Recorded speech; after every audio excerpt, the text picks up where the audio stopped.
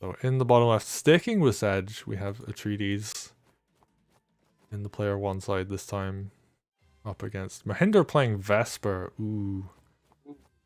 Yeah, M0h1nder's no mercy whatsoever, just picking very strong picks. But Atreides, I mean, I think there's some cool stuff that we could see come out from their Sedge, and they're going for this tower capture again. And there was a correction between us finishing game 1 and starting this game. Atreides, there was a bit of a gap between these two matches. And wow, they're going for that Sedge heal with the skipping 2 unit builds. I do not know how I feel about that. I guess it's not as bad as it looks because the subsequent unit builds don't actually capture any income, but I still feel this can't be correct. Okay, well, we're going to see how this plays out. I mean, these 2 units were getting a lot, so all the captures are going to be quite nicely done. Yeah, it's like, you know, it still works out in terms of funding because you know, only the units on the front line do any actual capturing. But in terms of like fighting in once the capturing is done, losing units like that is going to put you way behind. Yeah, and like there was a turn where Sedge didn't really do anything, so could just have easily have healed this turn. Or the turn Ooh. that he was sitting on the mountain. Yep. And generally you do want to like delay your heal if possible, because both because you know you get passive regen and also because um you say like you can use the money early on to buy a unit that spends some time getting to the front line, and then when it and then later on your money that can't be converted into new units as easily, you can use that for the heal, which is like an instant thing. Yeah, like you just have more money available later, so you might as well just save. Oh, I M0h1nder like being, this play though. yeah, that's really good. M0h1nder being very cavalier about that mage, I was about to say. Yeah, and Vesper is like sort of surrounded. Like there's a lot of stuff here that could Yeah, just trap her. So M0h1nder just like has to back up and like bring units to support. I feel like they just pick off that 3 sword. Yeah, that's. Although, how much groove do they have right now? Because I feel like they've been getting a fair amount of kills. I think they must be. 85, yeah, so Okay, fair enough. Um, I also do believe M0h1nder has been very far ahead on economy this whole time. okay, we're seeing dogs going on Vesper. Oh, Vesper's actually gonna have groove real soon now. Yeah, And basically those she has it this turn. I think this is not a great attack because the counter attack is too strong, and also Vesper will have groove now. that's true. And yeah, that witch perfectly placed just outside of the range of the mage. And I think this is going to be pretty decisive.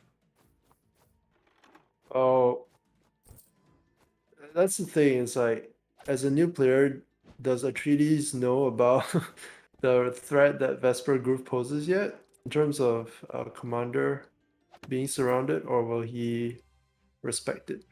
Well, Sedge walked forwards and Knight Okay, came in. that Yeah, looks like a surrounding kill to me. Oh, well, I guess you can't actually be surrounded, but oh, never mind. You can yep, totally be surrounded. yep. So we're going to see smoke come down, and I think Sedge is just going to be dead.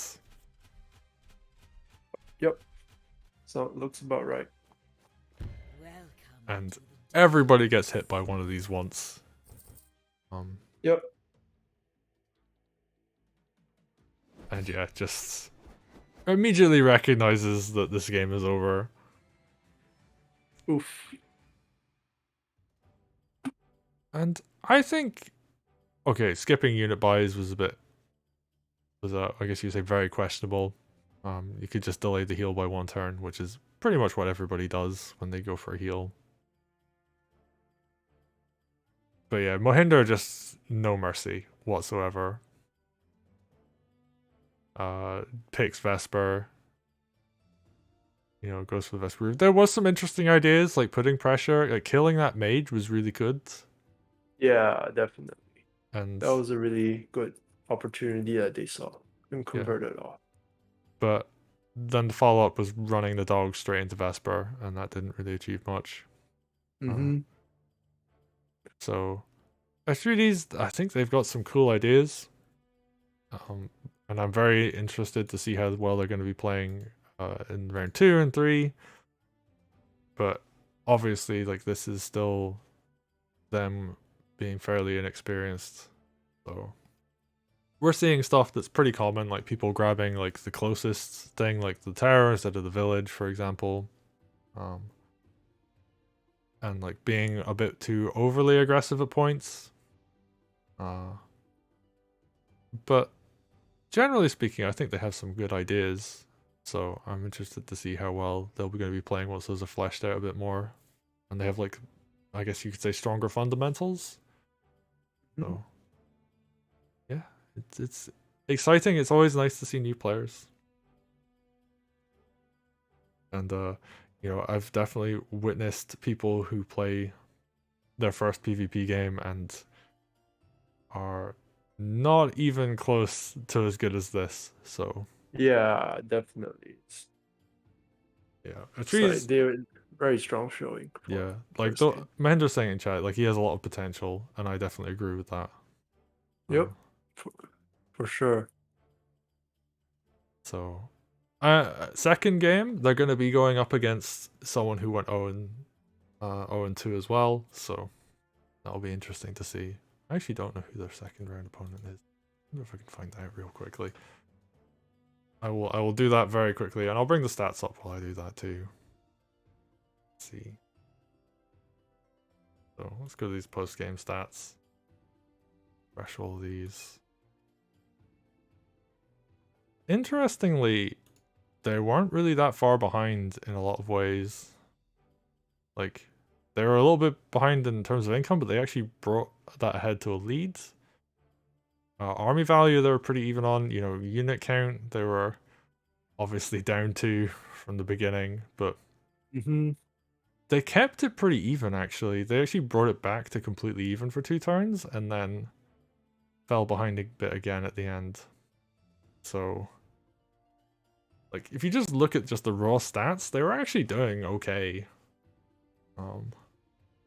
Just like skipping those 2 unit buys was just like really punishing. Yeah, for sure.